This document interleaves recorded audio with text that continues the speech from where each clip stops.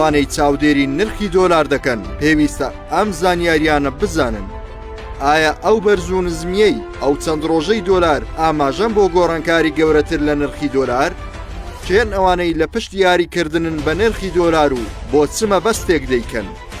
پلانە کۆنەکەی حکوومەتی عێراق کە لە 2014 لەلایەن بانکی نێودەوڵەتی گەڵاڵە کرا بۆ بەرزکردنەوەی نرخی دۆلار 2000 لە کۆتایی ساڵی ڕابردوو چووە بواری جێبەجێکردن بە جۆرێک نرخی $100 لە 120,000 دینارەوە بۆ نزیکەی 146,000 دینار بەرز بوویەوە.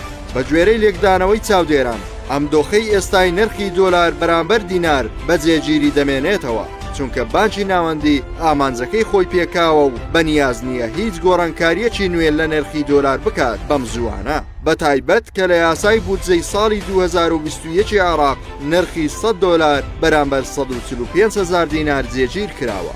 ئەکەواتە ئەو هەڵبەز و دابەزەی ئێستا لە نرخی دۆلار چییە؟ بە لێکدانەوەی شارەزایان ئەوەی ڕوودەدات پەیوەندی بە بەرژەوەندی سیاسی بازرگانەکانەوە هەیە.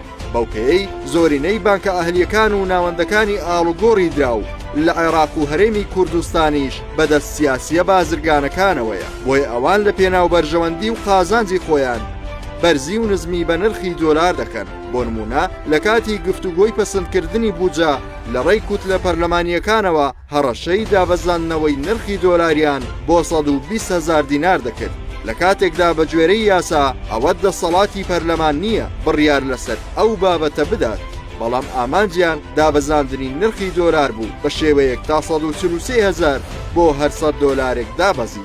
لەو کاتەشدا لە مەترسی دابەزینی زیاتری نرخی دۆلار خەڵکێکی زۆر دۆلارەکانی خۆیان فرۆشت.